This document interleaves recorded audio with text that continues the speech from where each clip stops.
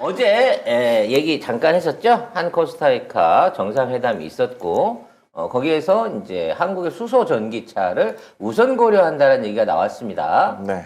쉽게 말해서 대중교통들, 이게 버스나 뭐 택시 같은 것들을 수소 전기차로 바꿀 건데 한국 거를 우선으로 해요. 아니 한국 거밖에 없으니까. 네. 맞다. 다른 나라 게 있어요? 다른 나라 없고 없어요. 네, 그렇기 때문에 현재 실용화되어 있는 게 한국 거밖에 없으니까 이렇게 간다는 거거든. 이게 참 의미가 있어요. 왜냐면 코스타리카를 중심으로 해서 다른 국가들한테도 퍼져나갈 거고 사실 우리도 아직 이 수소버스나 이런 것들은 극소수입니다. 아직 우리도 이걸 만들지 못했거든요. 대량 생산이 될 수 있는 여건을 해외하고 같이 해나가게 되면 뭐 공동으로 발전할 수 있는 여지가 되는 거죠. 이게 그런 거죠. 예를 들어서 나도 별로 그 공부 안 한 분야인데 갑자기 평론가님 그 분야 가지고 저희 방송 출연해 주세요. 그럼 미친 듯이 공부하거든요. 그거하고 똑같은 거죠. 예. 코스타리카에 수출하기 위해서 우리도 열심히 해야 되는. 근데 뭐 전 세계 정상들이 다 공통적으로 그렇긴 합니다만 이 양반도 개인적으로 문 대통령을 너무 좋아하는 것 같아. 근데 사실 문 대통령을 보면은 싫어할 사람이 있나요? 그 싫어하는 그 사람이 변태인 거지. 시다만 싫어하지. 그러니까 변태인 거지. 그런 식기들 말고는 전부 다 좋아하는데 만나면 좋아할 수밖에 없는 인간적으로 굉장히 매력적인 분인 것 같아요. 이 양반이 멘트를 기가 막힌 걸 쳤어요. 2005년 노무현 대통령의 방문 후 양국 관계가 급속히 가까워졌다. 15년 전인데. 노무현 대통령을 딱. 네. 그 얘기를 꺼내면서 말하자면 일종의 감성을 좀 자극해 줬는데 그럼 그동안 15년 동안은 뭐 했니 지금? 그때 좋아진 관계를 가지고 왜 그동안은 아무런 협력이 없었니? 라는 부분에 대해서 다시 한번 우리가 되돌아봐야 돼요. 그때는 정권이 뭐. 그러니까 노무현 정부가 열어놓은 길을 이명박근혜는 가보지도 않았던 거야, 쉽게 말해서. 그렇죠. 왜? 왜 안 갔을까? 뭐래 뭐가 들어야 가지. 아니 그거보다도 돈 될 만한 데만 찾아다니고 이게 말이야 즐길 만한 데만 찾아다녔지. 아니 중동 가서 지가 낙타 통구이를 왜 먹냐고. 그거 2번 먹은 게 자랑됐고 중남미 돌아다니면서 그 비아그라랑 졸피뎀 갖고 다니면서 방한하고 와가지고 뭐 했어? 아파갖고 들어 놓았잖아요. 그래갖고 우리가 그때 저 유기농 마약 먹고 와서 저런 거 아니냐 그런 얘기도 많이 하고 그랬는데 실제적으로 외교적인 성과라든지 이런 데를 찾아가면서 발굴을 하고 협력을 하려고 하는 모습들을 한 번도 안 보여준 거야. 박진님께서 정확하게 표현해 주셨어요. 뒷주머니 찰 수 있는 데만 다녔겠지. 그랬죠. 네. 아우 정말 부끄러운 정권들. 그래서 아무튼 뭐 여러 가지 얘기 많습니다. 3D 경제, 디지털화, 탈탄소와 지방 분권 다 좋은 얘기거든요. 특히나 이제 지방 분권에 대한 얘기들이 많이 나오게 되면서 외국에 있는 정상들이 와서 우리나라한테 꼭 물어보는 게 전자정부 시스템이라고 합니다. 그렇지. 그거는 진짜. 이게 전 세계에서 행정 전산화가 제일 잘 돼 있는 나라가 대한민국이거든요. 행정 전산화뿐만 아니라 일상생활 속에서의 디지털화가 제일 첨단으로 잘 돼 있는 나라가 대한민국이잖아요. 근데 이제 그 기틀을 김대중 대통령이 깔았을 때 말하자면 전국의 이제 인터넷만 깔고 동사무소에서 아무 데서나 주민등록등본 뗄 수 있게 했을 때 이게 나라에 뭔 도움이 되냐 이거 하겠다고 온 인프라를 여기다 다 발랐냐 그랬는데 그게 기초가 돼가지고 관공서가 먼저 시작을 하다 보니까 연관되는 학교라든지 기업이라든지 그 다음에는 각 개인 가정까지도 이게 전부 다 세포처럼 다 세포망처럼 연결될 수 있는 그 터전을 만들었거든요. 근데 그걸 하는데 가장 중요한 건 뭐냐? 먼저 행정이 전산화돼서 사람들이 자연스럽게 그쪽으로 유입될 수 있게끔 이 라인을 만든 거예요. 근데 참 신기한 게 또 우리나라 국민들은 적응도 더럽게 빨리 해. 그렇죠. 심하게 빨리 하죠. 심하게 빨리 해가지고 엄청 그 왜 정말 시골의 동네 버스 정류장에도 이게 서 있잖아요. 몇 분에 버스가 도착하는지. 깜짝 놀라죠, 외국인들은. 그거 고장 나면은 바로 항의 전화 오잖아요. 왜 이거를 고장 났는데 안 고쳐주냐고. 그렇죠. 예. 요즘은 전화도 잘 안 한대요. 사진만 찍어가지고. 아 맞다, 앱으로 신고하죠. 네, 찍어갖고 신고하면 알아서 고치고 그 전화번호로 고쳤습니다 하고 하고 문자 보내줘. 문자랑 사진 보내주거든요. 근데 이렇게 할 수 있는 시스템을 갖췄는데 자 뭐냐? 이게 그동안 돈이 안 됐던 거야. 사실 지금 우리 국가가 갖추고 있는 이 인프라망은요. 각자 개인 한 사람의 정보뿐만 아니라 이러한 정보들을 모아서 통합하고 상업적으로 활용할 수 있는 여지가 굉장히 많아요.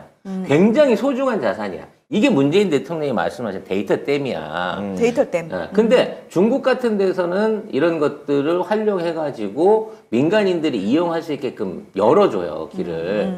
그러니까 예를 들어 내가 무슨 뭐 앱을 하나 만들었는데 국가 공인 인터넷망을 통해 가지고 거기 연결돼 있는 모든 주민들한테 홍보하거나 알리거나 추천을 받을 수 있는 기회가 생길 수 있다는 거지.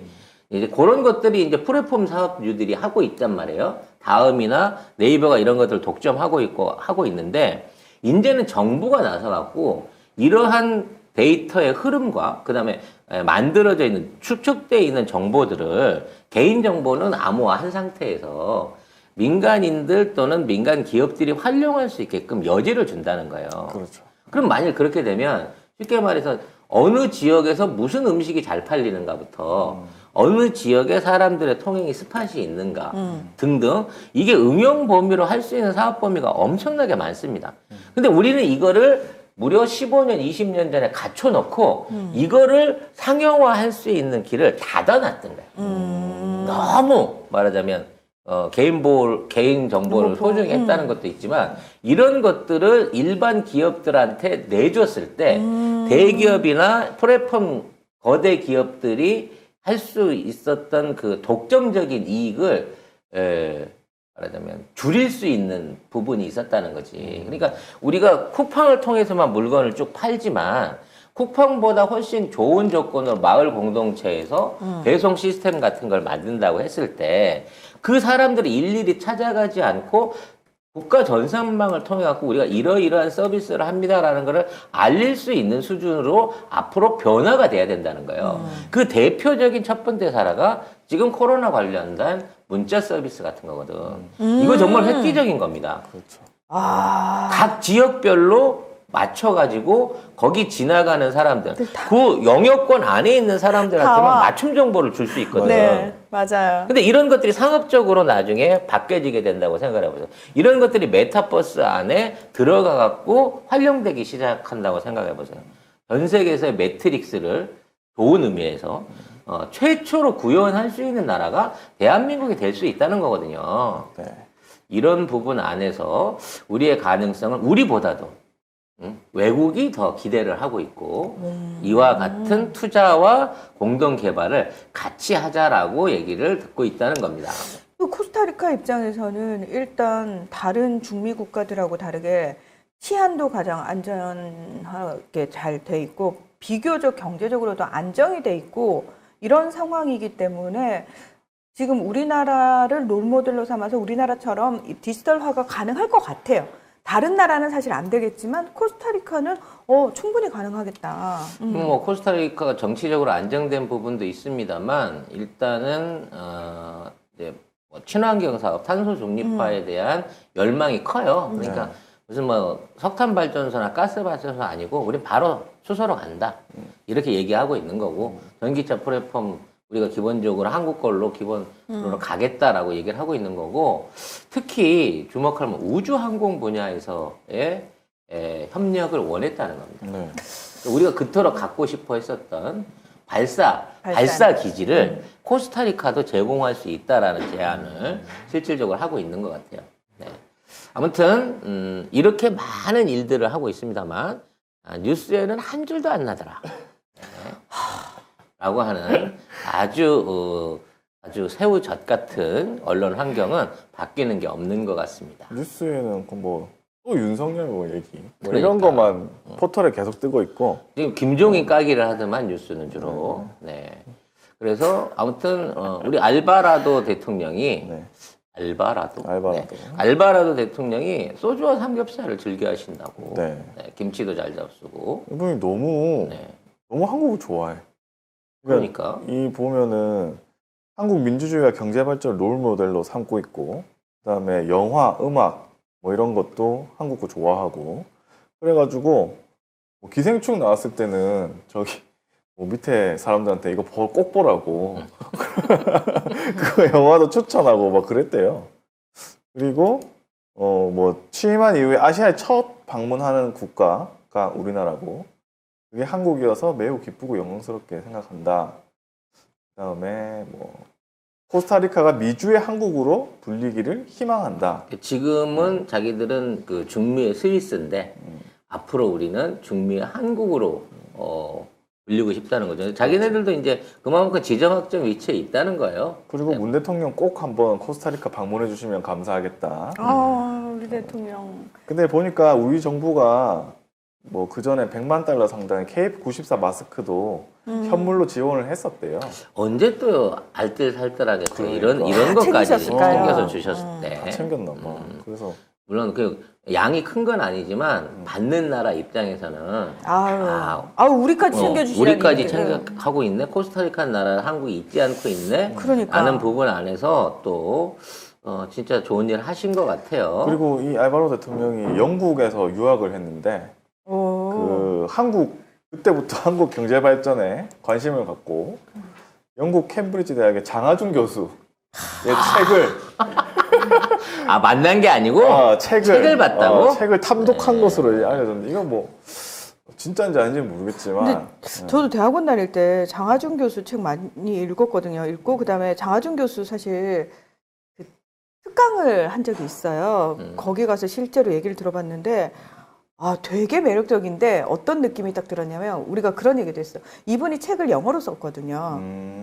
왜냐면 한국에 교수 자리가 안 나가지고 계속 영국에서 교수를 하고 있는 거예요. 네. 근데 진짜 개인적으로 한국에 교수 자리가 안 나서 영국에 계속 교수를 하고 거기서 책을 쓰다 보니까 영어로 썼는데 그래서 그걸 다시 한국어로 번역이 돼서 들어온 거잖아요.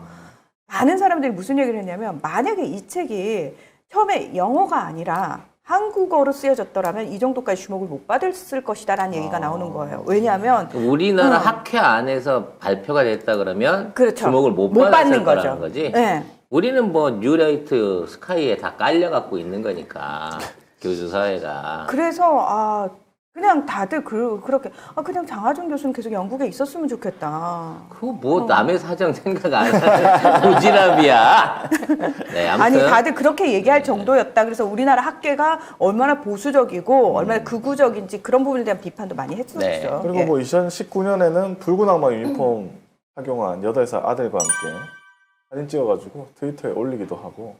그래서 뭐 한국을 되게 좋아하나 봐요. 진짜로 진짜 좋아하나 봐.